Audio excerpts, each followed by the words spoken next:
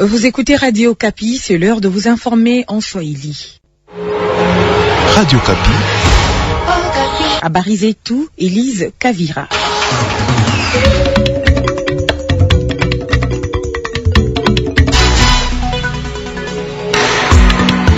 Mjambo wasikilizaji wapendwa, ufupi wa habari. Jimboni Ituri, makumi ya wasafiri waliokuwa kwenye boti walizama siku ya tatu hii iliyopita kwenye ziwa Albert karibu na kijiji cha Kamutasi katika eneo la Jugu. Mjini Kinshasa, madereva wamoja wameanza kurudilia kazi polepole baada ya mazungumzo kati ya viongozi wa chama cha madereva wa Kongo ASECO na serikali ya jimbo. Katika jimbo la Holomami, tangu siku nyingi trafiki imetatiziwa kwenye barabara kuu ya taifa ya kwanza katika eneo la Kamboya. Pata urefu wa habari hizi katika toleo hili.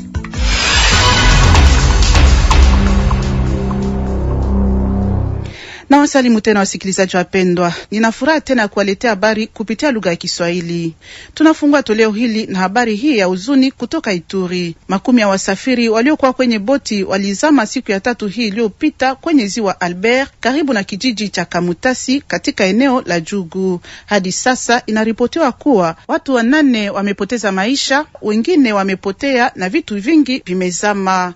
Kulingana na huduma ya ulinzi wa raia, janga hili lilisababishwa na kuzidi mipaka ya tani, pia ukosefu wa hatua za ulinzi kama vile uvaaji wa jaketi za kuokoa maisha. Maelezo zaidi katika ripoti hii ya Isaac Remo kwa utafsiri wa Martial Kizabiamungu. Ilikuwa ni mashua ya mbao iliyokuwa na injini ya nje, ilikuwa inasafirisha makumi ya abiria pamoja na mizigo, hasa vyakula kutoka Mkambo katika wilaya ya Mahagi.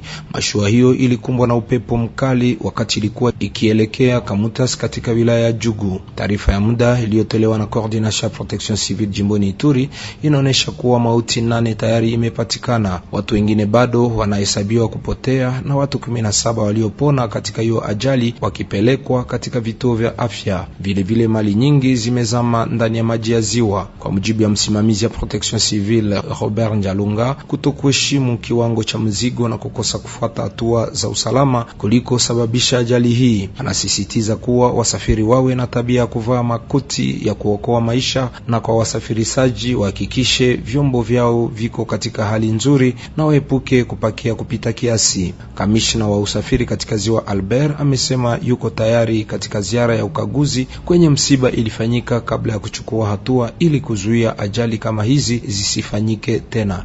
Nikiripoti toka Bunya, Isakaremo Yope, Radio Kapi. Tuelekea jimbo la Kivu Kusini, haswa katika mji wa Uvira ambapo maji ya kinamasi ya Nyangara yameongezeka tena siku hizi. Nyumba nyingi zimejaa maji na wakaaji wengine wanaanza kuhama kuelekea maeneo salama. Kuna hata shule moja ambayo inahatarishwa. Nyangara ni eneo kubwa yaliyokaliwa tangu miaka mingi na wawekezaji wengi wanafika hapo kutokana na ukaribu wake na mpaka wa Kongo na Burundi huko Kamvimvira. Jean Kasami anatuletea maelezo zaidi. Hali hiyo ya maji kufurika katika maeneo ya tingitingi ya Nyangara inazidi onekana kipindi cha majira ya mvua. Nyangara inapatikana pembezoni mwa ziwa Tanganyika upande wa kusini na pembezoni mwa mto Ruzizi upande wa kaskazini. Kwa hivyo Nyangara inakuwa kama vile kibakuli ambamo kiwango kingi cha maji kinamwangikia ndani. Shuhuda toka wakaaji zinaeleza wazi. Maji ya mto Nyangara inaendelea kubomoa manyumba mingi na mashule pia na vitu vyenye samani hapa Uvira. Wahanga wanaendelea kuteseka, hawajapata msaada yoyote kupitia serikali ama maonje mbalimbali. Hata miundombinu za umma nazo zinatatizwa, ni kama vile barabara nambari 13 ambayo inaunganisha mpaka wa Kavimvira kati ya Jamhuri ya Kidemokrasia ya Kongo na Burundi. Sehemu hiyo ya barabara ilikarabatiwa bado muda si mrefu, lakini tazama leo inaandamwa tena na mafuriko ya maji ya Nyangara. Shule nyingi pamoja na nyumba za watu binafsi zikiwemo hoteli nyingi za kifahari pia za kumbwa. Jean Kasami kwa niaba ya Radio Kapi. Kuhusu kukataa kutumika kwa madereva wa teksi na mabasi mjini Kinshasa, wamoja wameanza kurudilia kazi polepole baada ya mazungumzo kati ya viongozi vya chama cha madereva wa Kongo ASECO na serikali ya jimbo. Walikutana siku ya pili hii iliyopita na waziri wa uchukuzi wa jimbo. Kulingana na kiongozi wa ASECO Bienvenu Kakule, madai ya madereva hawa yameshughulikiwa na hatua tayari zinatekelezwa. Jimboni Kasai Central, wafanyakazi wa afya ya umma wameanza mgomo mkuu wa siku 13 tangu siku ya tatu hii iliyopita tarehe 18 ya mwezi huu wa tatu. Vituo vyote vya afya vya umma katika kanda za afya 18 za jimbo hilo zimehusika na hatua hii. Wafanyakazi hawa wa afya wanashutumu kutolipwa kwao tangu miezi 7. Pia wanasema kwamba wanatumika katika mazingira magumu na serikali kuu inashindwa kutimiza ahadi nyingi kwao. Tumsikilize Jean Makenda, kiongozi wa muungano wa vyama vya wafanyakazi wa afya, alitangaza mgomo huu siku ya tatu hii iliyopita. Mwalikwa wetu Andre Katendengala Mulume anatupatia sehemu hii na mwalikwa wetu Jeremy Baraka anatutafsiria. Kasai ndilo jimbo pekee tunakuwa na miezi 7 bila kuweza kupata mshahara yetu, wakati wengine wanakuwa wakipata mshahara hiyo kila mwezi. Mateso ya watumishi wa sekta ya afya ni mengi kwa sasa, kwani wamoja wetu leo hawana uwezo tena kama kulipa nyumba, kupata chakula, kulipa hata masomo ya watoto. Wamoja wanaanza kufukuzwa ndani ya nyumba kwa ukosefu wa pesa za kwenye nyumba, wanaishi nje na jamaa zao zote. Mgomo huu tulioanza tarehe 19 ya mwezi huu utaweza kufanya siku 13 bila kufanya kazi katika jimbo nzima la Kasai. Tunarudi mji mkuu Kinshasa. Mashirika ya kiraia yanatoa wito kwa bunge la Kongo kutumia kikamilifu mamlaka yake ya usimamizi na kuepuka aina yoyote ya upendeleo ili kukizi matarajio ya wakaaji. Mwanzoni mwa kikao cha bunge, mashirika ya kiraia yameangazia changamoto kadhaa kuu kama vile kupandishwa kwa bei ya bidhaa wakati raia wanakosa uwezo wa ununuzi, kukosewa kazi kwa vijana, kuzorota kwa huduma muhimu za kijamii zikiwemo maji, umeme, huduma za afya na elimu, pamoja na kuendelea kwa rushwa na kutokujali. Kwa hiyo, watendaji wa mashirika ya kiraia wanawataka wabunge kufuatilia utekelezaji wa bajeti, kuzipa kipaumbele sheria zenye athari kubwa kwa jamii na kuimarisha uhuru wao kutoka kwa serikali.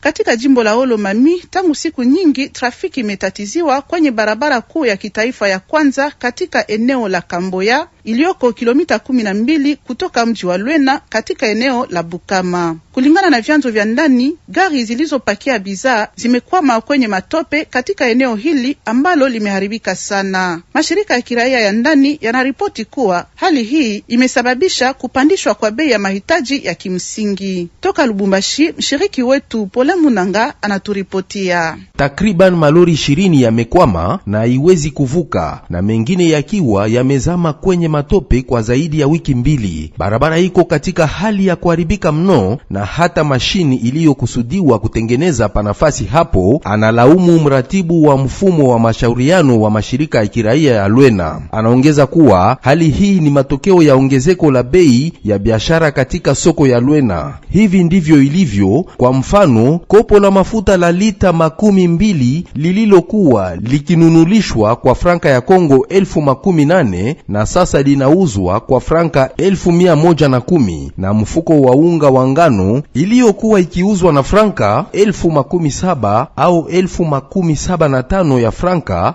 na sasa inauzwa kwa franka 18,085. Madereva wa malori wana wasiwasi kwamba kunako barabara kuu ya kitaifa namba 1 kunapatikana vituo vya ushuru, yaani poste de péage, bali eneo hilo la barabara lililoharibika alitengenezwe. Toka Lubumbashi, Pole Munanga, Radio Okapi. Kama vile niliatanguliza, jimboni Kivu Kaskazini, tangu mwaka mmoja wakaji wa Rugari katika eneo la Ruchuru na Kingarame katika eneo la Nyiragongo wamepokea huduma za afya bila malipo. Usaidizi huu unatoka kwa shirika la Alima kwa ufadhili wa kifedha kutoka kwa Umoja wa Ulaya. Lengo ni kuwasaidia watu wanaorejea, ndio kusema familia ambazo baada ya kukimbia mapigano zilirudi nyumbani zikiwa maskini. Leo upatikanaji wa huduma ya afya ya msingi umehakikishwa na watoto waliokabiliwa na utapiamlo wanapokea matunzo kwa bure. Na katika mji wa Kisangani, tangu mwanzo wa mwaka huu, watu 17 waliokimbia nyumba zao kwa sababu ya mizozo kati ya Mbole na Lengola wamepoteza maisha kutokana na ukosefu wa chakula na matunzo. Tangu miezi mitatu, wakimbizi hawa hawapokei msaada wowote wa kibinadamu. Kwa kweli, wanaishi katika hali ngumu. Ili kuishi, wanawake na watoto wanalazimika kuomba msaada kwa wapita njia katika barabara za mji. Meya wa Kisangani Gibson Bokendi Popolipo anaonesha kwamba zaidi ya watoto 3,000 hadi 4,000 kila siku wanashuka barabarani ili kuomba msaada, kwani wanakosa vyakula katika kampi zao. Watoto wengi wanapotea na wengine wanagongwa kila siku. Kwa hiyo anaomba msaada wa haraka kwa ajili ya wakimbizi hawa. Tumefika wakati wa kufata sehemu ya pili ya toleo letu pamoja na mwalikwa wetu Mark Marofimbo. Radio Okapi. Invité en Swahili. Msitu na uchumi ni mada kuu ya siku kuu ulimwenguni ya msitu itakaosherekewa tarehe 21 wa mwezi huo. Ndiyo maana shirika la wahusika na mazingira nchini DRC yaomba kwa kila mgao wa wakaaji kuheshimu na kukinga msitu. Prince Kiangi, msimamizi wa shirika lile, ajadiliana kuhusu shughuli hii naye Rosalie Zawadi. Prince Kiangi, jambo. Jambo. Kulingana na sikukuu ulimwenguni ya misitu inayosherekewa tarehe 21 mwezi wa 3, umeandikia waziri wa mazingira barua. Kwa nini barua hiyo na unamuomba nini? Sisi tumesema kama tunasherekea sikukuu ya msitu, ni sherti tujiswali na kusema ni nani analinda na anakinga msitu. Maana kama nchi yetu ya Kongo imejulikana kuwa nchi kubwa ambayo inasaidia ulimwengu kuweza kuleta hewa bora ndani ya ulimwengu, ni kwa sababu tuna msitu. Na msitu hii inakingwa na kulindwa na wakaaji, wandugu ambao wameishi katika mitaa zetu.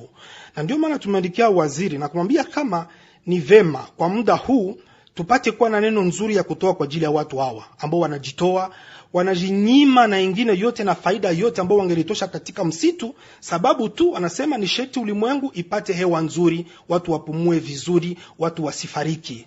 Na wakati tunasherekea ni sharti sasa wakuu viongozi waeleze kwa watu hawa kama tumetambua na kujua kazi ambayo mnafanya kwa ajili ya ulimwengu nzima. Na ni sharti tutambue ile na tuwashukuru na tuwape hata kitu kidogo kwa kuweza kuwasaidia kusema ile ambayo mmepoteza kwa kulinda mazingira tunawapatia ingine kwa kuwasaidia kwa maendeleo yenu, ili wale watu wasikuwa ambao watavamia mazingira. Na ndio maana nimeandikia waziri kusema ile siku ipate kuwa ni siku ya wakaaji, isiwe siku ya viongozi, lakini ni siku ya wakaaji, wale wakaaji ambao wanalinda na kukinga msitu. Ni faida gani wakaaji wanapata wanapolinda misitu vizuri? Kwa kulinda msitu vema inatuletea faida kubwa. Ya kwanza tumesema inasaidia watu kupata hewa nzuri. Na kweli ukifika huko kwetu utakuta kama wakaaji wana afya njema.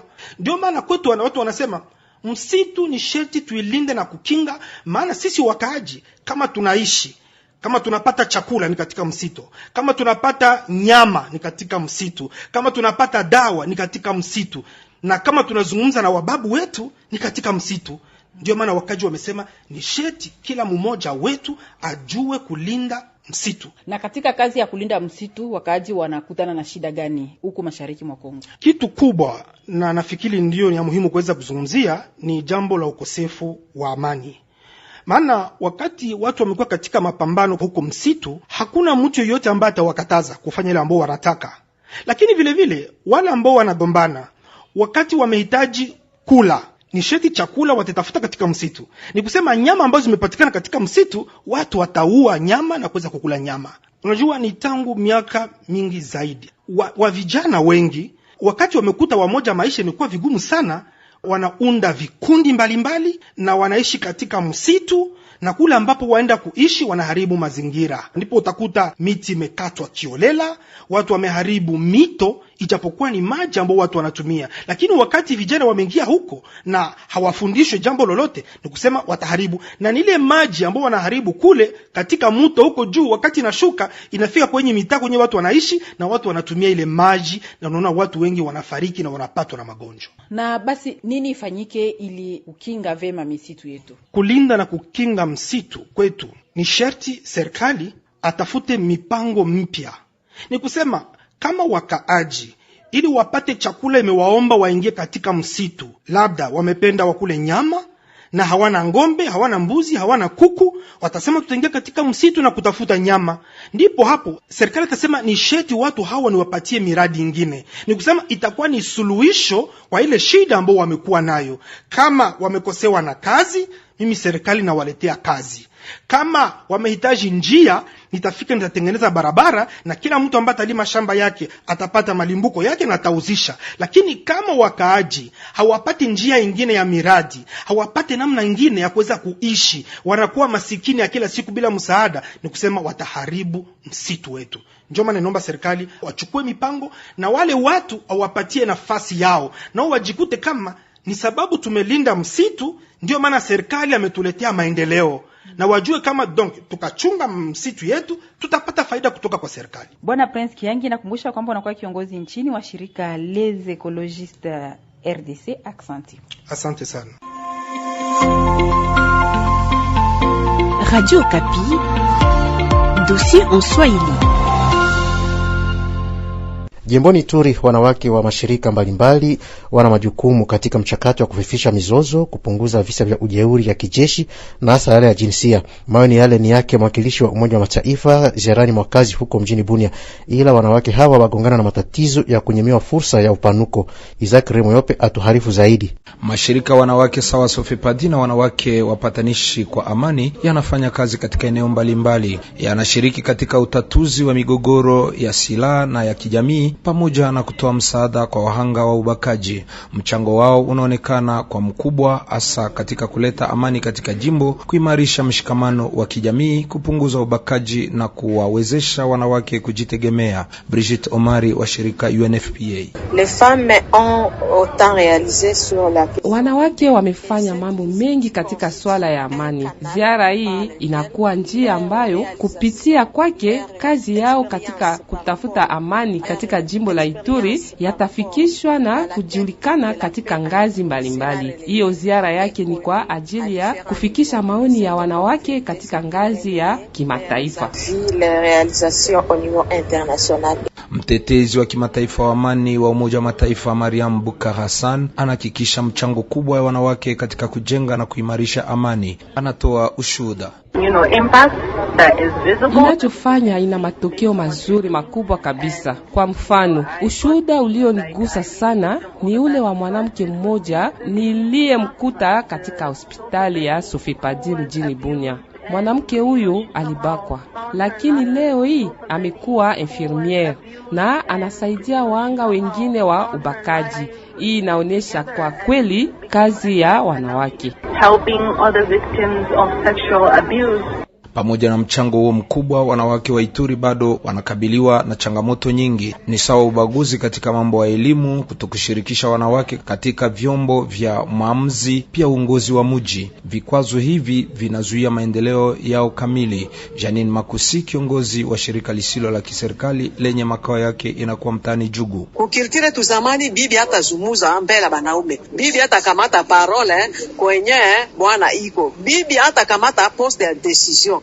Lakini kwa sasa kidogo na masensibilisation ya nguvu inaanza kufungulana defi kiangali mingi sana. Par exemple ku territoire yangu ya Njugu hautakutaka ta bibi hata mama anakuwa pale chef wa chefferie ni chef ya groupement ni chef wa secteur ni kema utaona ile inakuwa poste ya babwana kuko ba femme capable mwacha chasse vile na banamuke bakamata poste ya decision. Changamoto nyingine kubwa ni ukosefu wa rasilimali za kifedha ili kusaidia na kuendelesha shughuli zao. Mtetezi wa kimataifa wa amani wa Umoja Mataifa Miriam Bukar Hassan ameahidi kuwasilisha hitaji yao katika ngazi za kimataifa. Nikiripoti toka Bunya, Isaac Remoyope, Radio Kapi.